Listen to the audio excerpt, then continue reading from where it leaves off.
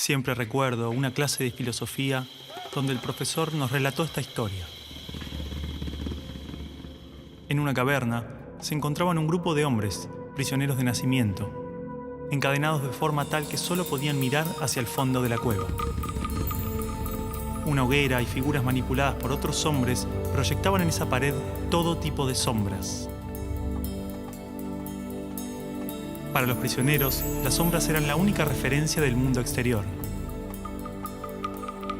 Esas sombras eran su mundo, su realidad.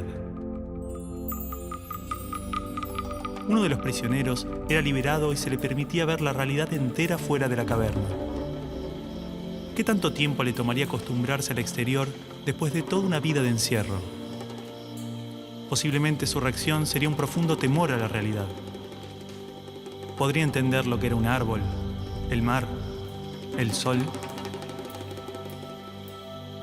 Asumamos que este hombre puede ver la realidad tal cual es y entender el gran engaño que era la caverna. El profesor nos explicó brevemente las interpretaciones del mito en relación al conocimiento, la ilusión, la realidad, y cómo posiblemente estemos dentro de una gran caverna que a su vez está dentro de otra. Pero no cabe duda de la necesidad de ese hombre libre de regresar y compartirle al mundo lo que había visto.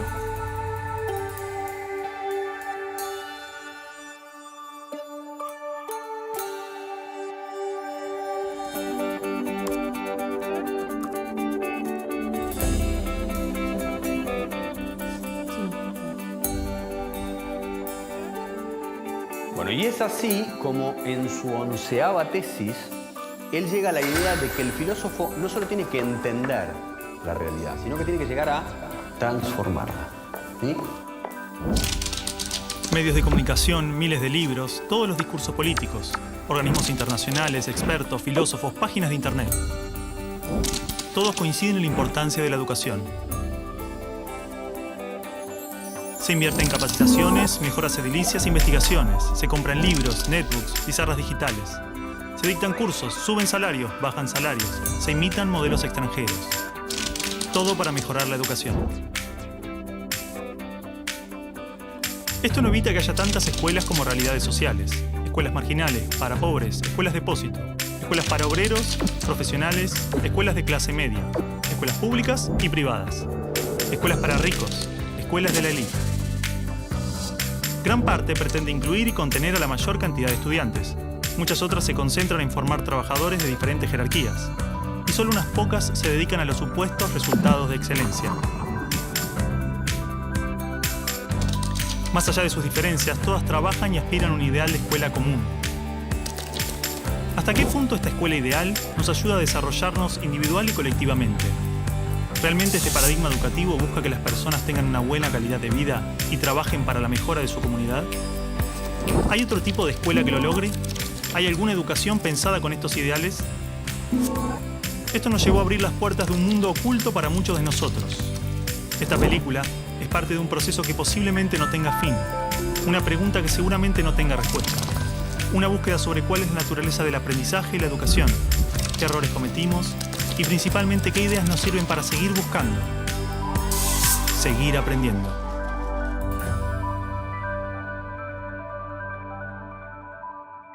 Bueno, supongo que lo que Alicia quiere, la directora quiere, es simplemente estar de acuerdo, consensuar, a ver qué es lo que se va a decir. Es un acto del colegio, el colegio tiene que saber qué es lo que se va a decir. Tal, bueno, y media igual. Javier, ¿en qué quedaron? Bueno, yo les propongo a los chicos, como ejercicio, que escribieran un texto, ¿no?, contándonos cuál era el balance de estos años en la escuela. Y eso es. Muy poco de lo que pasa en nuestra escuela es verdaderamente importante. Nos enseñan a estar lejos unos de otros y a competir. Padres y maestros no nos escuchan. Por todo eso decimos basta. La educación está prohibida.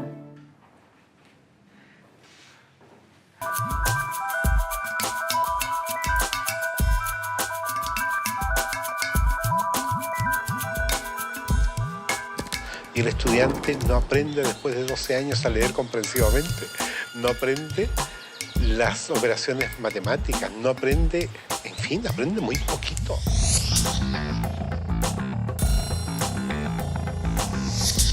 ¿Qué es lo que hace que el estudiante fracase en la escuela? Y el convencimiento va por la comprobación de que no es el estudiante el que fracasa, es el sistema el que está más planteado. Es que las reformas educacionales actuales en boga en muchas partes están mal enfocadas. Son un arreglo cosmético de lo que nosotros pensamos que debemos mejorar en la escuela. El problema está en el modo como concebimos paradigmáticamente a la escuela. Es un problema de concepción básica.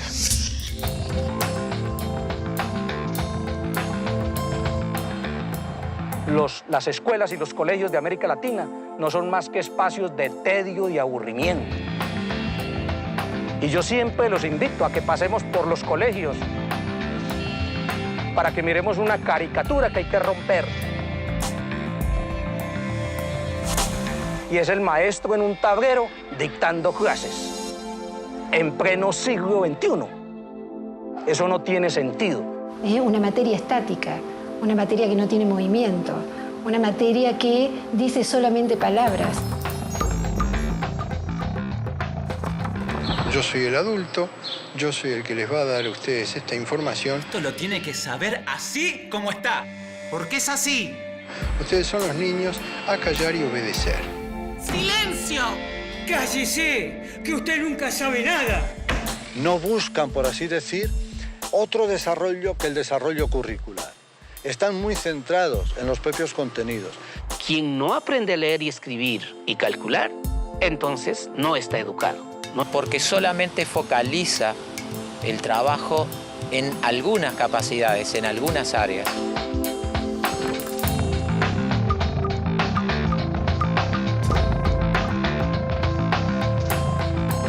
El conocimiento actual está parcializado, porque la mirada es parcial. Nosotros decimos que en las escuelas convencionales el aprendizaje es preventivo. Señor, ¿para qué sirve esto?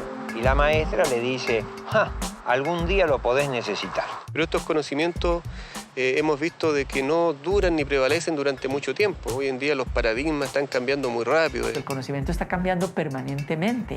Entonces, lo que ha pasado es que los sistemas educativos no han cambiado tan rápidamente como el resto de la sociedad. Ahí es donde está el problema de fondo. En las escuelas normales y en las facultades de educación nos dijeron que un objetivo es aquello que es medible, cuantificable y observable. Entonces empezamos a buscar la regla que nos permita medir los objetivos. Y eso se llamaron calificaciones, ya sea una A, una carita feliz, una carita triste. Pero la lógica siempre va a ser la misma. ¿Comparar qué? Comparar el sujeto, sus aprendizajes, frente a una escala estandarizada que mide qué, si cada sujeto es único, singular e irrepetible. Busca que un número defina incluso la calidad de persona que eres.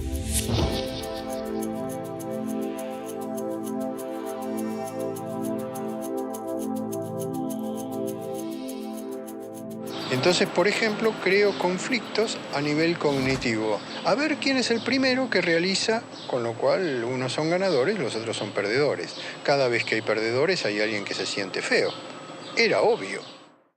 Se estimula mucho a los chicos a competir entre ellos.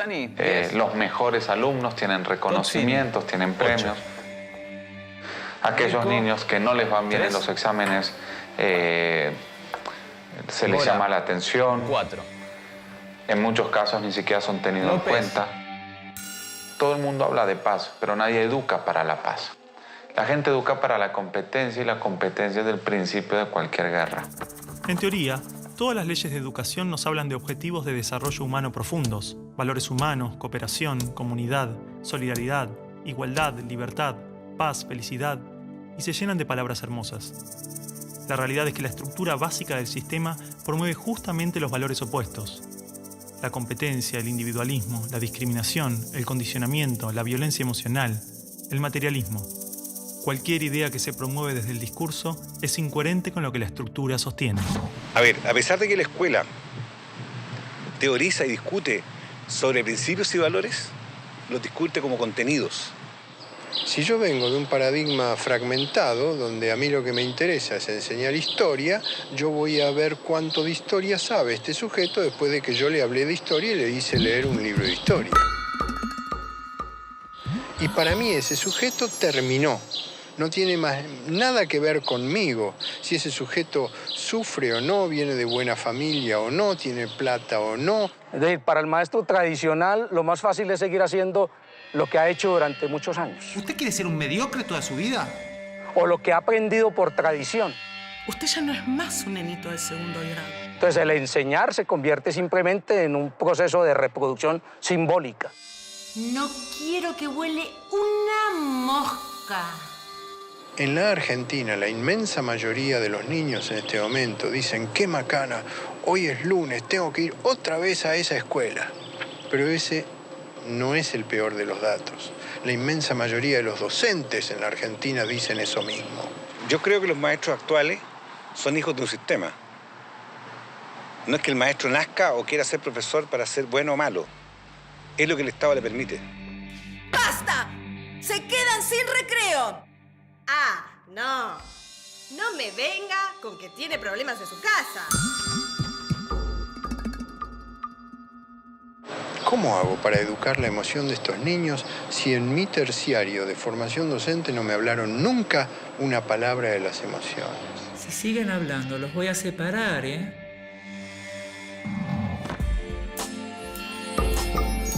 No quiero que vaya a la escuela a perder el tiempo. No quiero que vaya a pasar un mal momento. Es decir, en estos momentos un niño de 8 años pasa en la escuela más horas que un universitario en la universidad. No tiene sentido ninguno, no hay tantos conocimientos que aprender en la escuela. La escuela, entonces, no es ni siquiera el lugar de formación. Es la gran guardería, o como lo llamo yo, un gran parqueadero de niños. Pienso que son cárceles, ¿no? O sea, pienso que es horror pensar que hay que encerrar a los niños, que hay que tener guardias ahí custodiándolos para que no se escapen. Y entonces cada vez se encierra más. Cada vez le hacemos muros más altos. Los muros pueden ser de ladrillo o de árboles, pero igual son muros que aíslan, que separan. Quiero que la escuela sea para él un espacio de crecimiento personal y no un lugar en donde se lo adiestre para una futura escuela secundaria y luego para una universidad y luego para el trabajo. ¿Y luego para qué? ¿No? Pero es mucho más fácil decir, ahora se callan, ahora abran el cuaderno, ahora agarren el lápiz rojo, lo cual es un adiestramiento canino. Eso no es educación.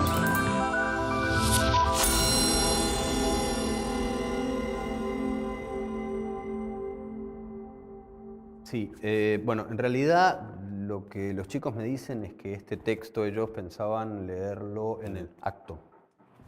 Es un boceto nada más. No es un boceto, ¿no? Así como está lo vamos a leer. No, Martín. Acá hay palabras muy ofensivas y no pueden estar atacándonos gratuitamente. Bueno, si se sienten atacados por algo será o no. Bueno, para un poco. Alicia, nosotros lo único que hicimos fue cumplir una tarea que nos dio el profesor. Por eso, Alicia, digo que es un boceto. Los chicos van a suavizar este texto. No lo vamos a suavizar, así como está lo vamos a leer. Martín. No lo vamos a suavizar. No. Martín, esto, así como está, es una falta de respeto. Perdón, me olvidaba que decir lo que uno piensa es faltar el respeto.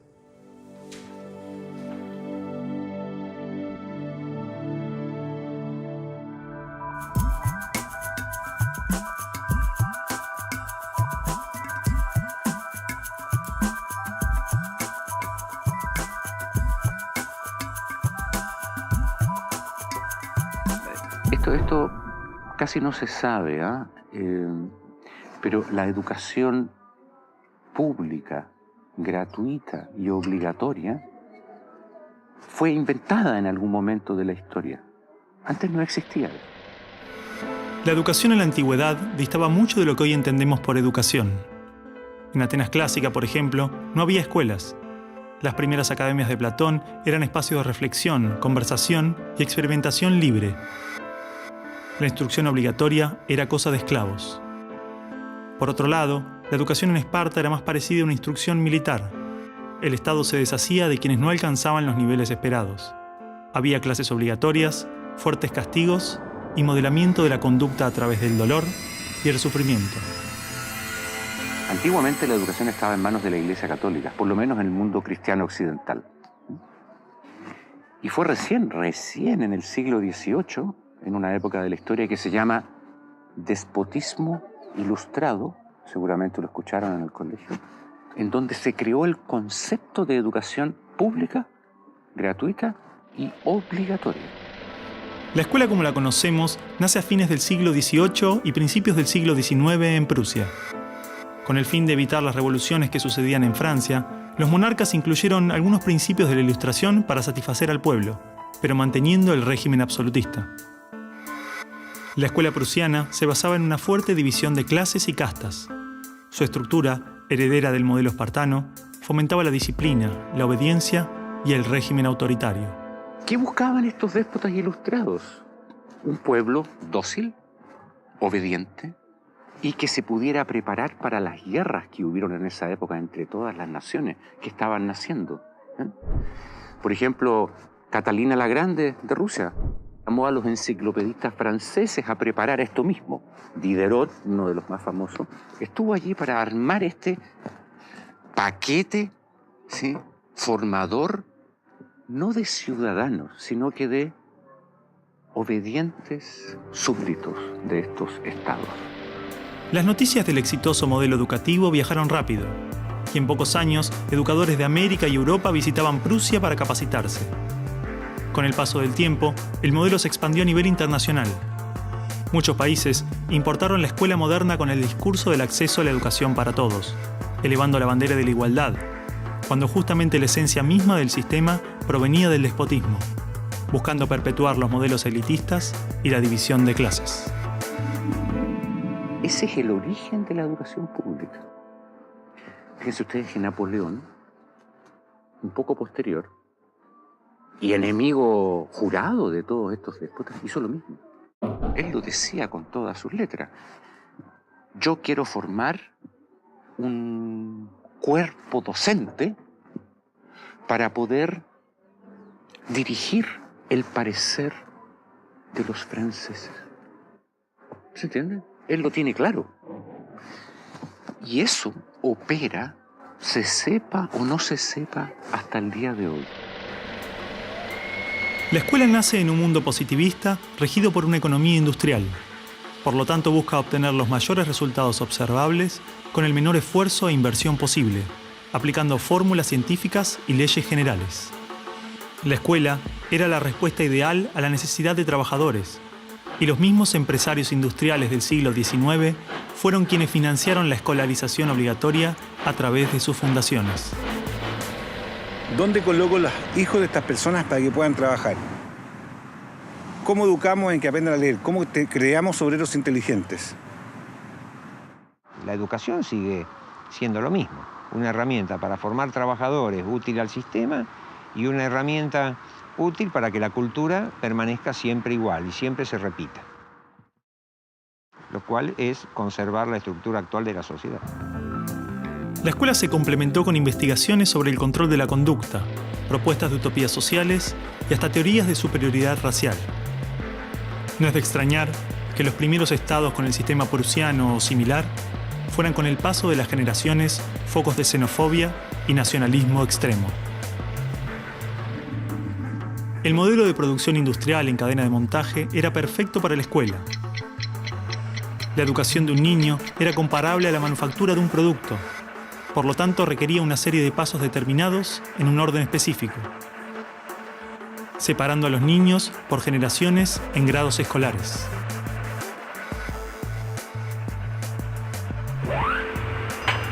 Y en cada una de estas etapas trabajaría sobre determinados elementos, contenidos que asegurarían el éxito, pensados minuciosamente por un experto. Digamos que el maestro es la figura que es la encargada de enseñar una serie de contenidos que tocan, porque alguien ha determinado así, en una edad determinada. Pero la educación no la preparan los biólogos. Y curiosamente muchas veces tampoco son educadores los que la preparan. son administrativos. Son gente que no hace clases. En esta cadena, una persona estaría a cargo de una pequeña parte del proceso, insuficiente como para conocer el mecanismo en su totalidad, ni a las personas en profundidad. Un docente por año, por materia, cada 30 o 40 alumnos, llegando al punto de que el proceso termine siendo meramente mecánico. La educación, como la estamos viendo hoy, es administrativa.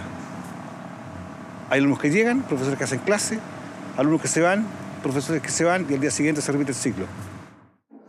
Un profesor estatal es un funcionario en que la autoridad le dice usted tiene que enseñar esto y de esta forma.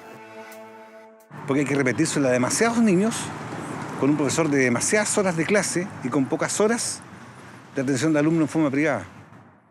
Entonces va a dirigir siempre a un grupo colectivo. Porque evidentemente si tengo 30 niños, no puedo pretender que todos los 30 niños quieran hacer lo mismo al mismo tiempo.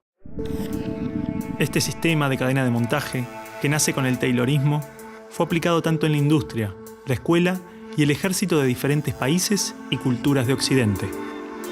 Hasta hace pocas décadas la escuela tenía estas cosas de cuartel y de asilo. Incluso el recreo termina con un timbre anónimo, no humano, que indica a los niños que deben adiestrarse poco a poco para pararse en una determinada baldosa detrás de determinada cabeza para formar una fila, generalmente de menor a mayor. Durante los últimos siglos, hemos construido nuestras escuelas a imagen y semejanza de las prisiones y las fábricas, priorizando el cumplimiento de las reglas, el control social. La escuela se pensó como una fábrica de ciudadanos obedientes, consumistas y eficaces, donde poco a poco las personas se convierten en números, calificaciones y estadísticas. Las exigencias y presiones del sistema terminan deshumanizándonos a todos, porque van más allá de los maestros, directivos o inspectores escolares. Están considerados grupos homogéneos, con contenidos homogéneos que tienen que obtener resultados parejos. Que todos tenemos que saber lo mismo.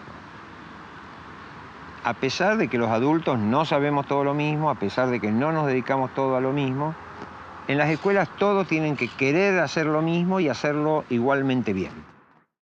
Entonces la escuela tiene poca capacidad de responder a las necesidades individuales, porque la escuela instruye. Es un centro de instrucción y es lo que hace. El que no aprende, se queda. Esa es la realidad. Esto de alguna manera ya implica que el sistema educativo es un sistema de exclusión social. Selecciona el tipo de personas que estarán llegando a la universidad para llegar a formar parte de una serie de élite que domina pues, las empresas que dominan los sistemas de producción, económico, de comunicación, etc. Y otro tipo de personas para las cuales la escuela no es suficientemente adecuada, que están destinadas a otro tipo de trabajo más precario porque no dispondrán de los títulos para hacer esto. El sistema y los estados no les preocupa eso. No, honestamente, no les preocupa el ser humano como persona, como individuo. Y en esos términos, toda educación que busque otra cosa tiene que ser prohibida. La realidad es que la esencia de la escuela prusiana está inmersa en la estructura misma de nuestra escuela. Los test estandarizados, la división de edades, las clases obligatorias, las currículas desvinculadas de la realidad, el sistema de calificaciones, las presiones sobre los maestros y niños, el sistema de premios y castigos, los horarios estrictos, el encierro y la separación de la comunidad, la estructura verticalista. Todo esto sigue siendo parte de las escuelas del siglo XXI. La escuela está cerrada al mundo exterior. Te explicaba el título de mi libro, del mapa escolar al territorio educativo, para indicar esa fábula del cartógrafo que cuenta Borges, que empieza a ser un mapa de un territorio determinado y se entusiasma de hacerlo lo más perfecto posible. El mapa termina reemplazando el territorio. Entonces hoy día la escuela se enclaustró, se metió dentro del mapa. ¿Qué es lo que enseña? Verdades que están en el mapa, no en el territorio. Escuela no es sinónimo de educación. La escuela podrá ser un viejo mapa a la sabiduría, pero la educación es el territorio donde todo el aprendizaje sucede.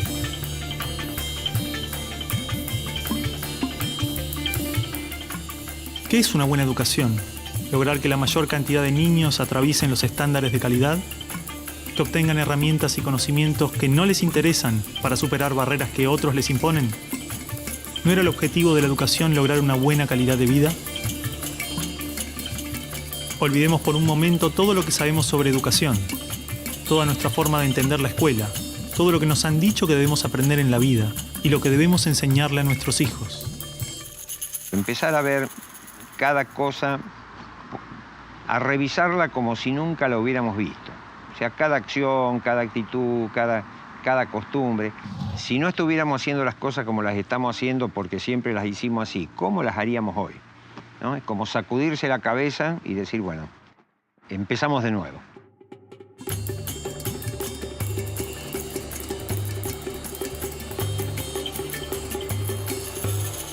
Empecemos de nuevo. A ver, chicos, tienen que entender que el discurso que escribieron es algo que le puede molestar a mucha gente. Bueno, está bien, pero si es lo que sentimos y lo escribimos así, ¿por qué no lo podemos leer así? Son nuestras palabras, lo que pensamos. ¿Cuál es el problema ahora? Cargo de lo que escribimos ahí también. Si de última no lo dicen en clase.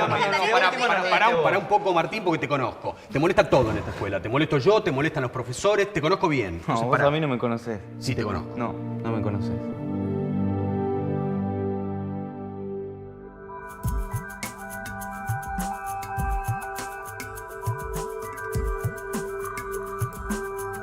Nosotros no queremos enseñadores, queremos educadores. Eso es fácil. Lo que es difícil es ayudar a producir el normal desarrollo de una persona. Si yo quiero hacer eso, lo primero que tengo que conocer es al ser humano intrínseco. ¿Qué potencialidades trae? ¿A qué edades trae qué potencialidades?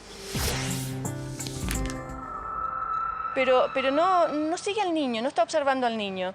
No conoce realmente al niño, a cada uno particularmente, sino que conoce mucho la teoría. Entonces es como que un adulto que sabe lo que debe hacer el niño, pero está ciego un poquito hacia la realidad. O sea, el centro de esta educación es el niño. Entonces, sí está pensada desde cuáles son sus necesidades, no desde cuáles son las necesidades nuestras como adultos.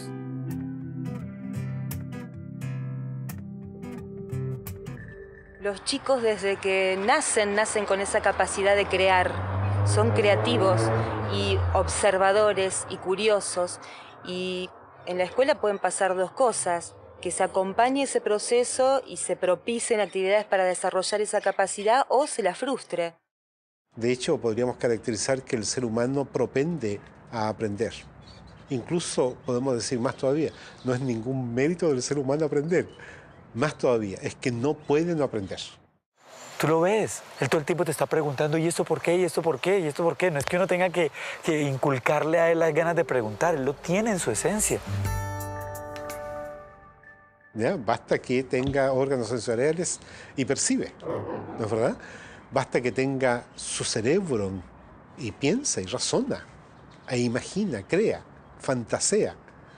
Pero en la escuela se consigue justamente acallarlo.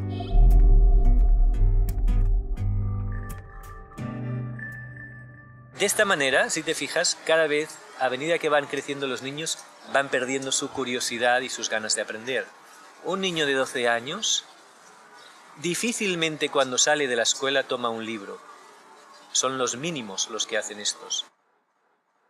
Porque está harto, está totalmente harto de que se le diga qué debe y qué no debe hacer, y ha perdido toda curiosidad por aprender. La mente del niño tiene cualidades de aprendizaje cualitativamente superiores a las de un adulto, porque está naturalmente desarrollado para percibir lo que se le presenta, y con ello crea su mente, se construye a sí mismo. En pocos años aprende a controlar su cuerpo, puede comunicarse en varios idiomas, comprende las reglas de la naturaleza y las características de su cultura. Todo este complejo y maravilloso proceso se da de manera inconsciente. Lo aprende sin demasiado esfuerzo, por cuenta